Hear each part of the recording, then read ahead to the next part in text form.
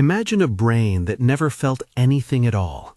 A perfectly tidy machine that sends and receives signals, files information away, and replies to emails with polite efficiency, yet never flinches at a sudden noise, never softens at a kind word, never tightens in the chest at an old memory. It sounds efficient, almost admirable, until you notice how dull and brittle that world would be. No urgency when danger approaches, no pull toward the people who sustain us, no art, no laughter that lingers, no grief that asks to be honored. The title of this evening's quiet exploration, Breakthrough, Understanding Emotions Within Our Brain, invites a different kind of efficiency, not the cold sorting of inputs, but a graceful, often messy orchestration that bends our bodies and attention in the service of survival, learning, and connection. If you're comfortable, find a posture that feels easy. You might already be lying down or sitting with a light weight on your feet. Take a gentle breath in and let it out. Where are you tuning in from? I won't linger on that question, but I like to imagine the many corners of the world listening together, a small, attentive choir. If you enjoy this calm science, a quiet like helps this channel keep glowing. We begin with a small thought experiment. Picture the scene of your life as if it were a theater production. On stage, the plot unfolds. Meetings, coffee, the news, a song on the radio that lifts your mood. Backstage, there is a crew, not chilly engineers, but old hands with roles carved out by time, an alarm person who is quick to shout, a librarian who files the rough edges of experience into neat, sometimes stubborn catalogs, a maestro who nudges the orchestra toward action. Emotions are the cues those crew members give the actors. They tell us what to pay attention to, how urgently to act, and sometimes why we should linger or withdraw. Understanding the crew makes the show less bewildering. That is the breakthrough I want to share tonight. Emotions are not random glitches or moral failings. They are organized biological signals shaped by evolution and sculpted by our lives. When we see them this way, the sharpness of shame that sometimes accompanies a surprising reaction begins to soften. You start to recognize urgency where once you felt inexplicable guilt. You begin to have tools, not as blunt prescriptions, but practical, evidence-informed techniques that can shift how an emotion unfolds. Emotions first evolved because they work. Hundreds of thousands of years ago, when the world was raw, a sudden noise meant something could eat you. The quickness of fear, an almond-sized surge that makes you breathe shallowly, tense your muscles, and turn toward the threat, saved lives. Joy, in its calmer form, nudged you back towards company and cooperation, and those who spent time with others left more offspring and more recorded stories. Shame and disgust were crude social regulators that helped keep groups cohesive and safe from disease. Even anger, brusque and uncomfortable as it can be, often forced the resolution of conflicts that might otherwise have eaten at a group's stability. Yet evolution is not a perfect engineer. It reuses parts and tacks on systems to systems, so our emotional life is a bricolage, effective in many contexts, sometimes maladaptive in others. The alarm that serves us so well in the wild will misfire in a modern office environment where the threat is a harsh email rather than a predator. That mismatch is not your fault. It is the echo of an organism built to respond quickly to relatively immediate danger, now living in a world of abstract stresses and prolonged uncertainty. To make sense of these processes, we will meet a small ensemble. I like to think of the brain as an orchestra with an enthusiastic backstage crew. Each member has a job that is easier to explain when mummified into a character, though always remember, these simplifications help us see the shape of things. They are not absolute truths, assigning exclusive duties to single areas. They work together like interlocking gears. At the center of our story sits the thalamus, a compact relay station. Imagine a polite usher in a busy theater foyer, receiving the first impressions of a guest, sight, sound, a smell, and deciding briefly where to pass them, to the sensory cortex for fuller consideration, or, in certain moments, to send a rapid note across to the alarm guard. It is fast, organized, and unsentimental.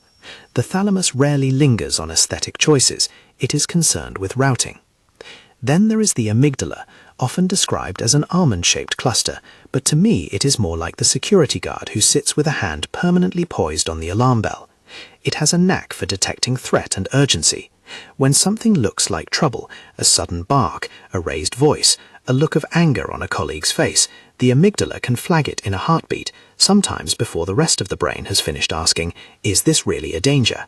That speed can be life-saving, and it is also why you might jump at a shadow when there is nothing there. The hippocampus plays a different, deeply humane role. Think of it as the librarian of experience, cataloguing events not just as raw data, but in the context of time and place. It holds the addresses of past moments, so the amygdala's alarms can be interpreted with a little memory-informed wisdom. When you smell something that takes you back to a childhood kitchen, that is the hippocampus opening a familiar volume on the shelf. The hypothalamus is the orchestra's conductor when the body's volume needs adjusting.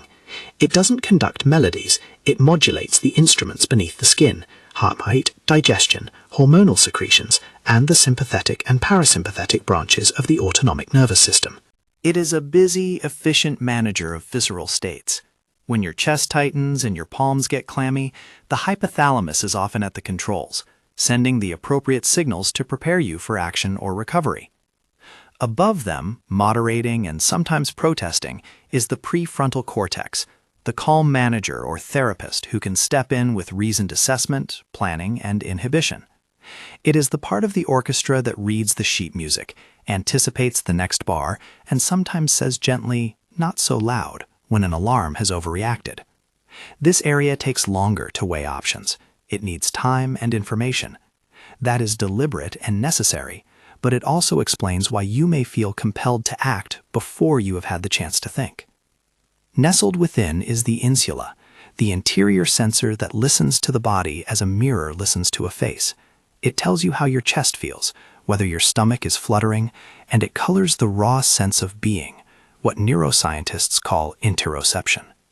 Coupled with the anterior cingulate, which acts as a mediator and conflict monitor, these regions help balance internal signals with external demands. The anterior cingulate is the backstage negotiator, making sure that the orchestra's timpani don't drown the violins when they shouldn't. Spread across the cortical surface, the sensory cortex receives the fine-grained details, the exact pitch of the dog's bark, the color of the sky, the texture of a stranger's touch. It provides the prefrontal cortex with the rich, high-resolution information necessary for reflective appraisal.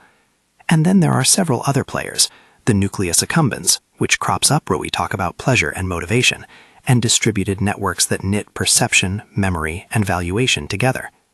These characters are not isolated. They are a team that improvises constantly. When we say the brain responds, what we mean is this crew has exchanged a series of notes and cues, often faster than the conscious mind can follow. That rapid choreography is the chain reaction we will follow next, because often the bewildering part of emotion is how quickly the body acts before thought arrives. Picture yourself in a quiet park, perhaps just after lunch. The sky is soft, and a dog some meters ahead of you barks, sudden, sharp, rhythmic. For most of us, the experience is immediate, a tiny hitch in the chest, a small startle that dissolves into a smile when we see the dog's owner tugging at the leash. But sometimes that hitch grows, the breath shortens, the hands clench, an entire episode of anxiety begins. What happens between the bark and the mind's comment can be understood as a series of rerouted messages. First, the thalamus receives the acoustic information. Think of that usher again. The sound has arrived, the thalamus notes the urgency and briefly relays to two places almost simultaneously. One route is fast and low, a quick note to the amygdala. This is the shortcut, the path designed for speed. It prioritizes timeliness over accuracy. The amygdala, tuned to detect patterns of threat, receives this rough-hewn report, and if anything resembling danger is suggested, it can trigger a cascade, a command to the hypothalamus to activate the sympathetic nervous system, a pulse of adrenaline, a reallocation of attention towards the source. Your heart rate may inch up, muscles tense, pupils dilate.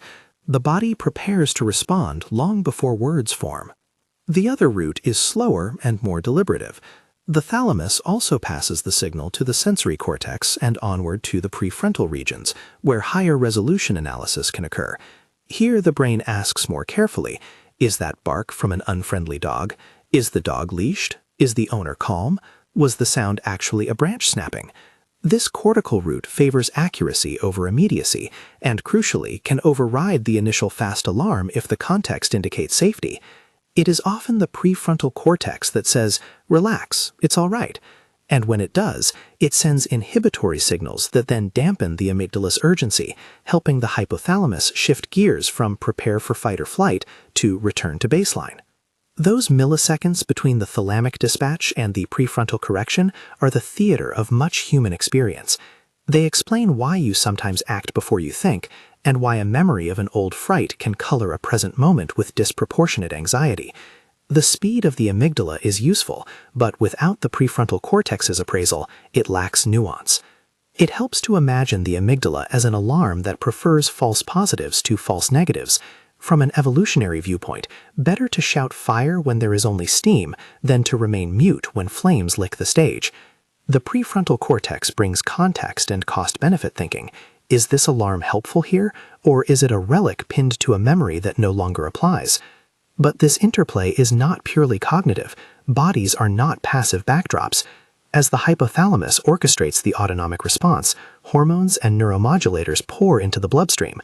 Adrenaline flames the immediate response, sharper focus, increased heart rate, a sense of being more alive. Cortisol, released a little later, sustains energy availability for a protracted response. These chemicals are efficient at preparing tissues and attention, yet when they remain elevated because of chronic stress, they change how future emotions play out. Research suggests that prolonged cortisol exposure can alter the sensitivity of certain brain circuits. That is not to say that you are fixed by your biology. Rather, your history of stress shapes responsiveness in ways that can be noticed, understood, and gradually modulated. At the same time, other molecules like dopamine are whispering to circuits about reward and motivation. When someone offers a genuine compliment, dopamine may nudge you toward approach and seeking more social contact. Oxytocin, often called the bonding hormone, helps glue moments of connection into the social fabric.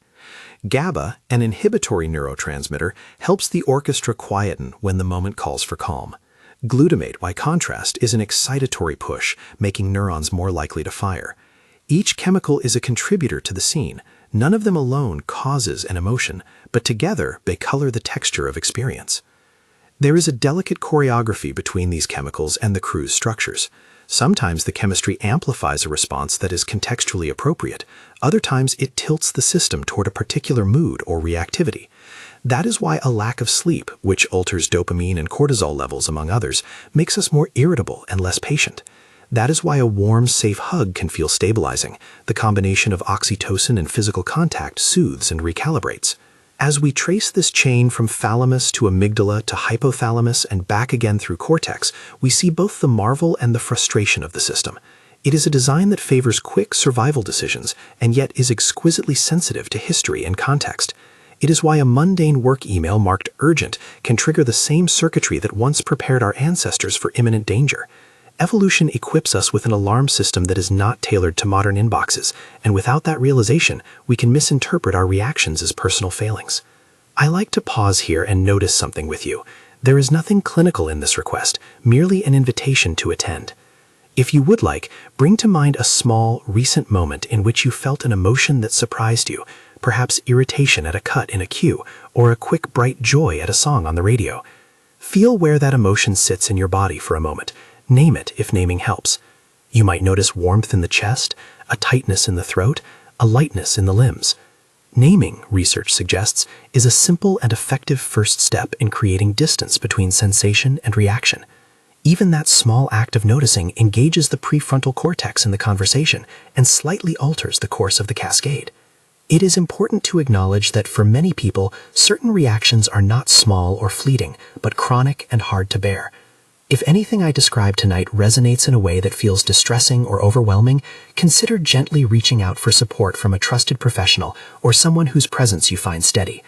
This conversation about brain mechanics can be helpful, but it is not a substitute for care when experience has become disruptive or painful. Returning to our backstage crew, each member is shaped by evolution and molded by experience. The hippocampus doesn't just file away facts. It can also, under the pressure of strong emotion, behave in odd ways. Very intense arousal can make memory either painfully vivid, what we call a flashbulb memory, or fragmented and difficult to integrate, which is often the case with traumatic events. The interaction between amygdala and hippocampus determines what is stored and how it is later retrieved. When the amygdala is highly active, it tags memories with an emotional salience that makes them easier to recall later, for better or worse.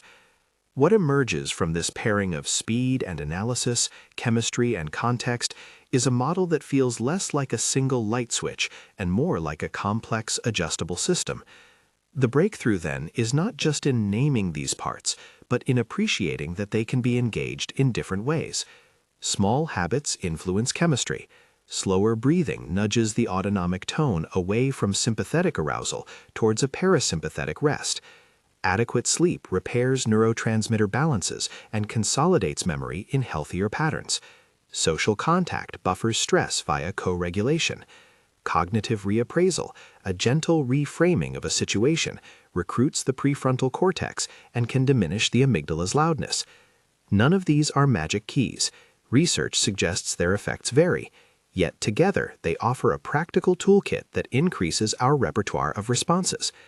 We are nearing a junction in our story. We have met the crew, watched the immediate chain that turns a sound into a shiver, and seen how chemistry and memory lace through the scene. Ahead lies the landscape of molecules in more detail, the subtle ways dopamine colors expectation, how serotonin affects mood stability, the cozy role of oxytocin in bonding, the double-edged sword of cortisol in stress. There are also the 4 emotions I promised to explore in depth: fear, joy, sadness, and anger, each with their own circuitry quirks, adaptive purpose, and potential pitfalls when they persist or become exaggerated. Before we move on to those deeper dives, it is worth holding the image of the brain as an orchestra once more. In an orchestra, the conductor can change the dynamics gradually. The musicians listen to one another and adjust. There are rehearsals and missteps, and occasionally improvisations that sound better than the written score. So it is with our emotional life. The crew can be trained, soothed, and sometimes surprised into different patterns. We will return to concrete practices later: gentle breathing exercises, naming, reframing, movement, and social contact. But for now, it helps simply to watch the interplay with curiosity rather than judgment. One more thing that fibers through every example we discuss is sociality. Our emotions are not private radio broadcasts, but circuits that evolved for connection. Mirror-like neurons and distributed networks support a phenomenon known as emotional contagion, the tendency for one person's mood to leak into another's. It is why a smile can feel like warmth across a room, and why anxiety in a team can spread like a chill. The social aspect is not a mere add-on. It is a crucial part of how emotions are shaped and regulated. We are designed, in many ways, to be affective animals. Imagine then the park scene not as a solitary encounter, but as a shared script. A dog barks, you stiffen, and perhaps nearby a child cries and a passerby laughs. These micro-interactions register on different circuits, blend, and sometimes cascade into a communal mood. The same mechanisms that helped ancient tribes cohere, shared alarm, shared relief, shared celebration, are active in our urban cafes. Recognizing this social wiring gives you practical options. In moments of turbulence, reaching out, describing your experience, or sitting near someone calm can nudge circuits toward safety. As evening deepens and thoughts slow, it can be tempting to reduce everything to simple dichotomies: good emotions and bad ones, strong people who control their feelings and weak people who do not. The neuroscience resists that frame. Fear is not merely an enemy to be vanquished, it is a messenger with a job. Joy is not simply comfort, it is a signal that an action is worth repeating. Sadness is a prompt to slow and conserve and seek care. Anger can be a boundary marker and a mobilizer of resources for change. None of these labels excuse harmful behavior, but they do invite curiosity about function and fit. When we examine the brain's crew and the chemistry that irrigates the circuits, the path toward practical regulation becomes clearer. Naming an emotion invites prefrontal engagement. A longer, slower breath signals the hypothalamus and autonomic system that the threat may be passing. A warm social touch can release oxytocin and reshape the immediate feeling of safety. Reframing the meaning of an event recruits cognitive resources and lessens the amygdala's insistence. These are not miraculous fixes, but they are accessible, repeatable techniques that change probabilities over time. And so, with the orchestra warming up, The usher attentive, the alarm on standby, and the librarians dusting the shelves, we stand at the threshold of the chemistry room, the small, elegant molecular players that translate neurofiring into felt experience. They are not dramatic in themselves, yet their combined effect is the subtle color of a mood, the rise and fall of a panic attack, the sweetness of a moment of connection. Understanding these molecules will not make emotions vanish, but it will illuminate why certain patterns recur and how lifestyle choices, practices, and social environments influence the system. We will meet dopamine, serotonin, cortisol, adrenaline, oxytocin, GABA, and glutamate, and consider how each participates in the emotional symphony.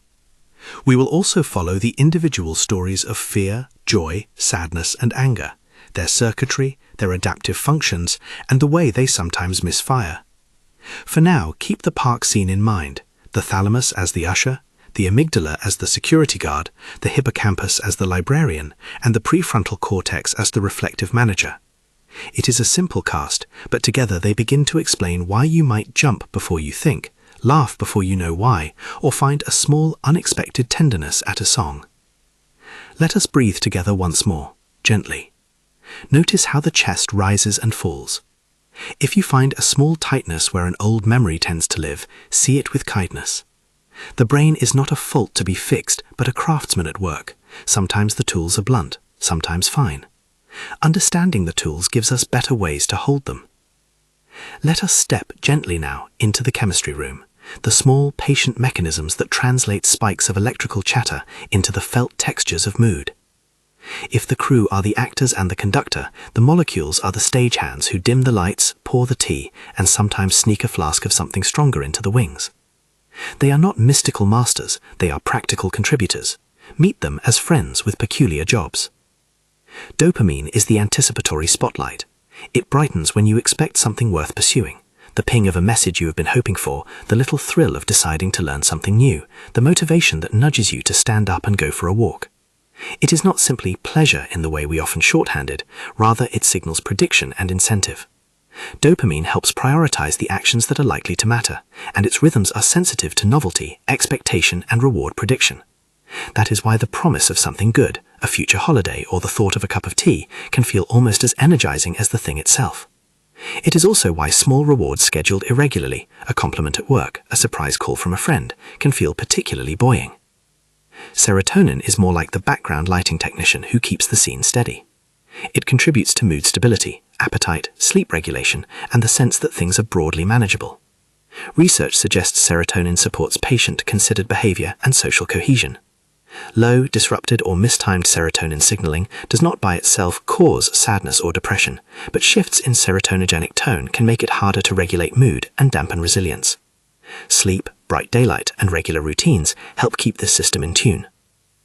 Oxytocin is the warm adhesive. It is released in close contact, in shared laughter, in moments of synchrony and trust. When someone leans in and speaks softly, when hands hold, when parents soothe infants, oxytocin helps the feeling of safety stick to the moment. It is not a magical love drug that creates attachment by itself. Its effects are context-dependent. With secure, kind interactions, it promotes trust and bonding. In other contexts, it may strengthen in-group preference. Still, small acts of kindness, a calm voice, eye contact, a gentle touch when appropriate, reliably invite oxytocin's stabilizing influence. Adrenaline is the stage floodlight that throws focus wide and immediate. It sharpens perception, increases heart rate, and primes muscles for sudden action. Cortisol is the long-burning lamp that keeps the audience alert for longer stretches. It mobilizes energy over minutes to hours. Both are essential in short bursts, but costly if left high for too long. Chronic activation of these systems, the experience of persistent stress, reshapes circuits and alters the way future threats are perceived. Research suggests prolonged cortisol exposure can bias attention toward negative stimuli and alter memory processing, which is one reason ongoing stress feels so persistent and self-perpetuating. Endorphins are the understated comforters. They ease pain and create small pockets of ease, the runner's lift, the laugh that momentarily makes a fog lift. GABA is the orchestra's soft hand on the volume dial, an inhibitory neurotransmitter that helps quiet the chatter and reduce excitability. Glutamate is the accelerant that allows learning and quick signaling. It makes neurons more likely to fire and strengthens the synaptic changes that underpin learning and memory. None of these molecules acts alone. They cooperate, balance, and counterbalance one another, producing a palette of feeling rather than a single paint. One practical implication of this chemical view is that small, repeated behaviors can tilt the balance. Sleep restores neurotransmitter systems and consolidates memory. Movement releases endorphins and modulates dopamine. Warm social contact nudges oxytocin. Slow, regular breathing influences autonomic tone and indirectly GABAergic pathways. None of these is a panacea, and research suggests individual effects vary, but together they form a reliable strategy for shaping the internal climate. Now, with the molecular cast familiar, let us turn to the 4 emotional characters I promised: fear, joy, sadness, and anger, and stay with each long enough to see how they work, when they help, and when they sometimes cause trouble. Fear is the archetypal rapid responder. Its evolutionary function is straightforward: detect potential danger and mobilize the body to protect itself. The amygdala is often the first to note the cues, the thalamus the quick messenger that sometimes routes a rough copy directly to it. The hypothalamus then acts to change the body: heart rate up, digestion down, blood directed to large muscles. The hippocampus checks the scene against memory. Has something similar happened before? The prefrontal cortex, if given time, can contextualize and downregulate the response. When fear is functioning well, it keeps us alive by making us quickly cautious in risky situations. But fear can overextend. In modern life, a harmless discordant email, a memory, or a crowded commuting train can trigger fear systems repeatedly. In these cases, the system is doing its job, but in a mismatched environment. Sometimes the fear response becomes conditioned to safe cues, a barking dog that becomes, for a person with past trauma, a trigger for intense panic. Here, small steps can help. The breathing practices we will explore later shift autonomic tone and allow the prefrontal cortex into the conversation. Gentle exposure, repeated and predictable, lets the hippocampus and prefrontal cortex relearn that some cues are safe. Naming the feeling, "I'm noticing anxiety," engages language centers and the prefrontal cortex, reducing amygdala reactivity just a little. These are practical, evidence-aligned strategies, not verdicts on personal strength. Joy is the generous collaborator. From an evolutionary point of view, joy signals that a behavior is beneficial and worth repeating. Approach a social group, cultivate a resource, invest time in a relationship. Dopamine, the nucleus accumbens, and cortical valuation systems orchestrate the anticipation and consumption of rewarding experiences. Joy can be sudden, an unexpected compliment, or slow and durable, as in contentment after a shared meal. Cultivating joy is partly about increasing opportunities for small, predictable rewards, and partly about learning to notice them. Savoring, that slow, deliberate attention to pleasure, extends the reward curve and deepens the physiological imprint of positive moments. Sharing good news multiplies its effect. Social contagion spreads warmth across others. Joy's pitfalls are indulgence and insensitivity to others' needs, or the chasing of novelty at the expense of deeper satisfaction. An awareness of values and balance is the prefrontal cortex's gift here. Sadness often operates as a reconfiguring engine. When things are lost, sadness helps us withdraw, conserve energy, and solicit comfort. Biologically, it seems to encourage caregiving and social support. The hippocampus contributes to the introspective aspects of sadness by replaying context and narrative. Left unchecked, however, sadness can become rumination, a loop that perpetuates itself and narrows attention. Behavioral activation, deliberately scheduling pleasant or meaningful activities, is one evidence-informed approach to counter habitual withdrawal. Naming and sharing sadness with trusted others invites co-regulation and oxytocin's soothing presence. Again, if sadness becomes persistent, prolonged, or debilitating, seeking professional support is a wise course. This explanation is not a substitute for care. Anger is the energizing signal that something important is at stake. It can sharpen focus, justify boundaries, and mobilize action. The amygdala and midline structures register threat to resources, respect, or physical safety, while the prefrontal cortex negotiates whether and how the angrier impulses are expressed. Anger becomes harmful when it escalates into aggression, or when it is chronically suppressed until it explodes. Expressive, non-violent communication, saying in a calm and honest way what you need, is often more effective than blank suppression.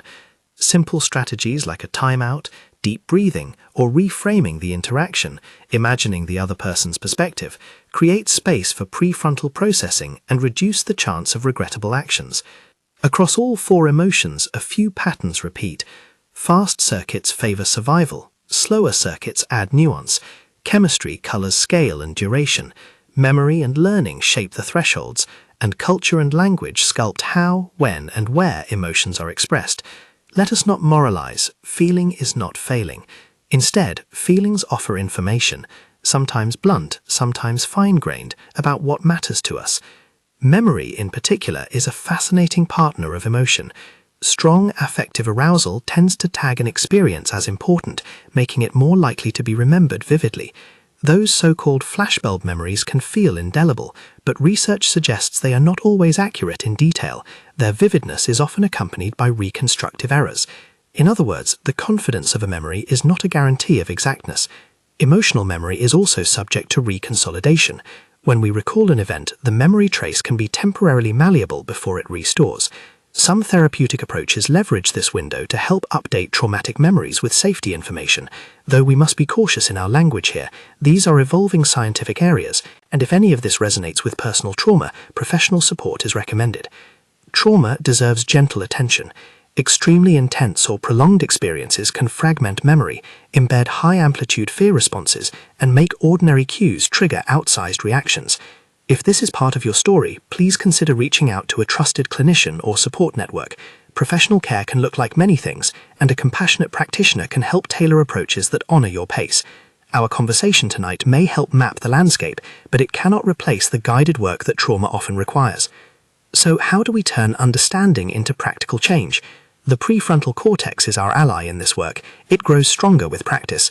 There are two broad families of strategies worth keeping in mind: antecedent-focused techniques, which act before the full-blown emotional response has matured, and response-focused techniques, which intervene after the feeling is underway. Antecedent approaches include situation selection and cognitive reappraisal. Situation selection means choosing environments and habits that reduce predictable distress, going to bed at a reasonable hour, taking walks at times when you know crowds are kinder, adjusting notification settings on your phone to prevent constant alerts. It is environmental engineering, small and effective. Cognitive reappraisal is the art of reframing meaning. Instead of "this urgent email means I'm failing," one might think, "this email is annoying, but it does not define my competence." Reappraisal recruits the prefrontal cortex, and over time changes how quickly the amygdala lights up. Response-focused techniques are those we can do when emotion is already active. Slow, deliberate breathing shifts autonomic balance and gives the prefrontal cortex more bandwidth. Grounding practices, naming objects in the room, feeling the contact of feet on the floor, bring attention to the present and away from loops of rumination. Progressive muscle relaxation and gentle movement diffuse muscular tension. Expressive writing helps organize narrative and lighten rumination. Social contact, a calm friend, a supportive partner, a therapist, provides co-regulation. Another person's steady presence literally alters our physiology toward safety. Interoception, the insula's domain of body sensing, is central to regulation too. The more accurately we can sense subtle bodily states, the earlier we can intervene. Training interoceptive awareness is not about obsessing over sensations. It is about learning to notice without judgment. That noticing itself engages higher-order cognitive networks, and little by little it becomes easier to pause rather than react. Culture and language also shape regulation. Different communities have different rules about emotional expression. In some cultures, restraint is valued. In others, open expression is expected. Neither is inherently superior. Each has strengths and trade-offs. What neuroscience highlights is that having a richer emotional vocabulary, being able to distinguish annoyed, disappointed, hurt, ashamed, gives the prefrontal cortex more precise input to work with. Emotional granularity, research suggests, is associated with better regulation and more adaptive responses. Practically, practicing fine-grained naming of feelings in a supportive context strengthens this skill. There is, too, the social dimension of regulation, co-regulation. From infancy onwards, humans use others to manage internal states. A caregiver's voice, a friend's steady breathing, a partner's calm posture. These external cues contain potent information about safety and can downregulate the autonomic system. That is why simple acts like holding a mug of warm tea, making eye contact, or describing your experience to someone who listens without judgment can materially change how you feel. Reaching out is not weakness. It is a biological strategy. If you feel isolated, small steps matter.